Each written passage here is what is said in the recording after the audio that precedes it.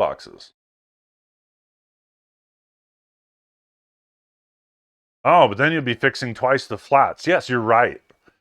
I should have done them dually. Wow. Just to show off, huh?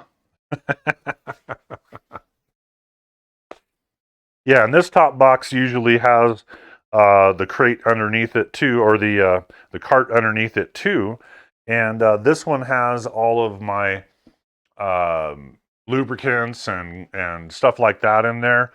Um, what I used to have to do is haul the cart, unstack all the boxes, pull these two bins out because this bin right here is a, oh, can you even see that? I don't know if you can. Yeah, this bin here is all that would fit inside of the cart. And I needed it to be something waterproof and fairly dust resistant because I carry electronics sometimes inside of these. Yeah, this is the one. This one has yeah, my speakers and a power bank in there. And this is the tool tray for my work stand. But you drop this inside of here, like that. You can see there was some wasted space, but it was the closest I could find to filling the whole thing as much as possible.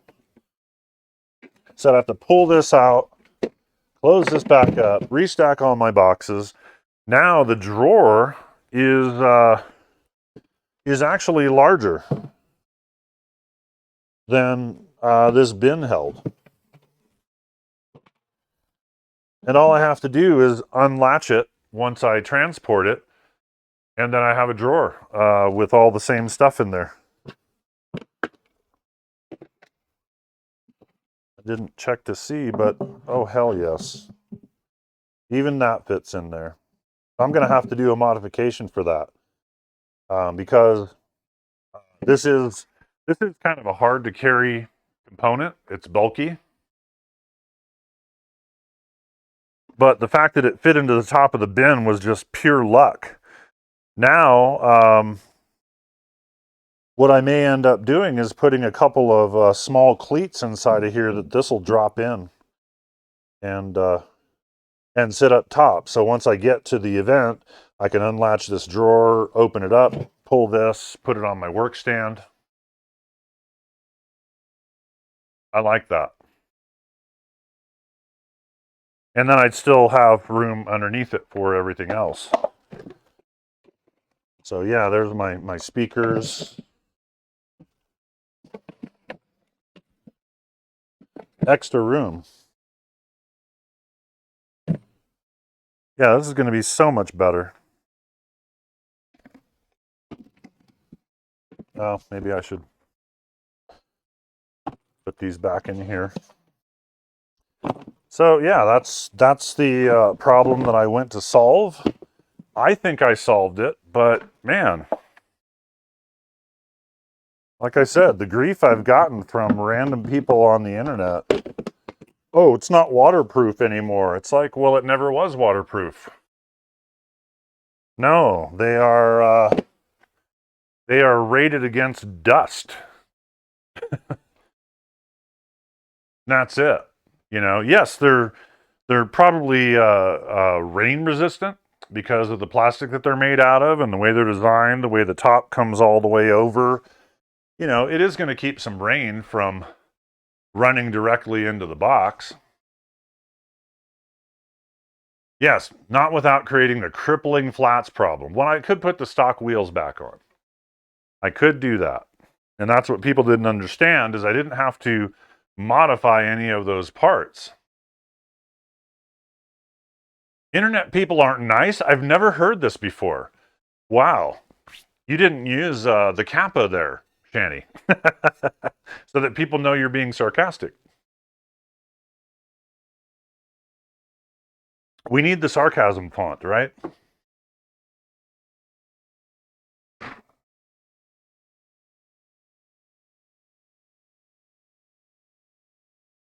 Okay. Well, anyway, hopefully that helps you understand what it is that I'm trying to do.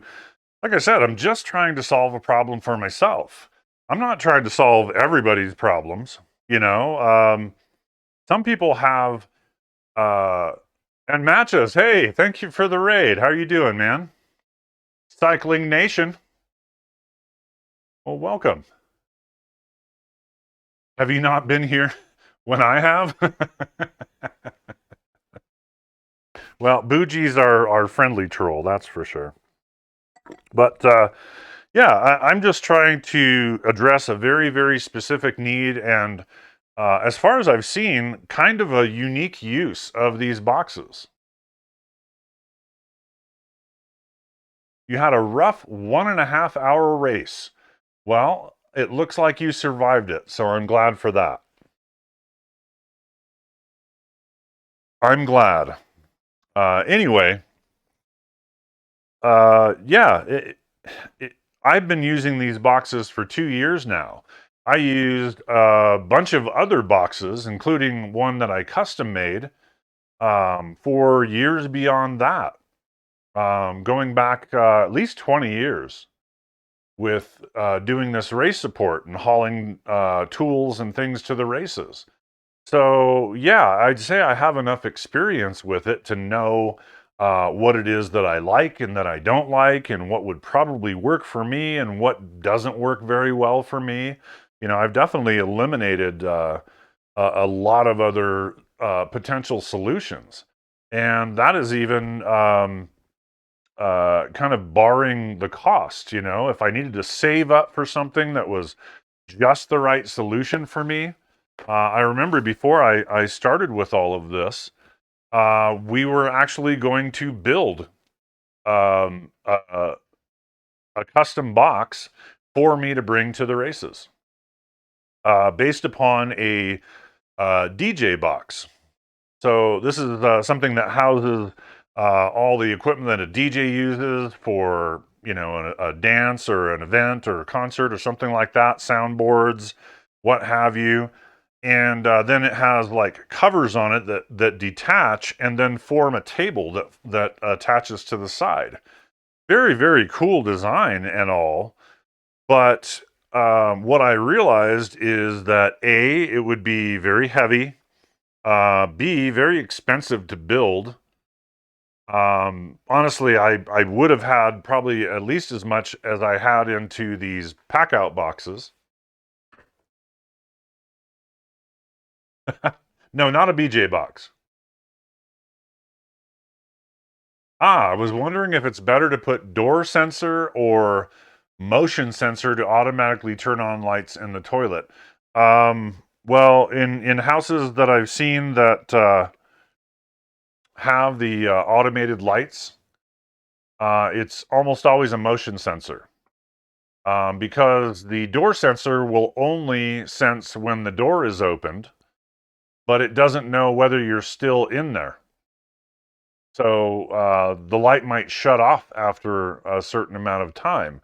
Whereas the motion sensor is going to sense the motion in the bathroom, and it's going to keep the light on for you. Then when you leave and it doesn't sense motion anymore, then it will eventually shut off. Motion sensors are more stock, yeah. So that's the way I would go.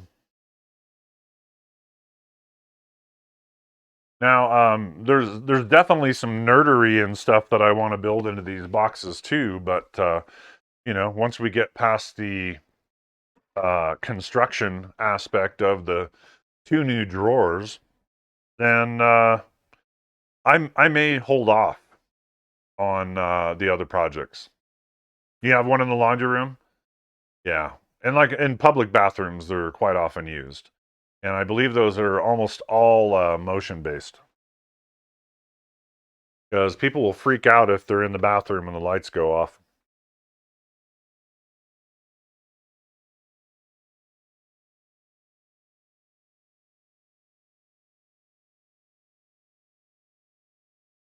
And you would probably get a motion sensor with a light and temperature sensor all together. Interesting. So you get to build this like an electronic kit. Or are you just planning on buying a pre-made solution?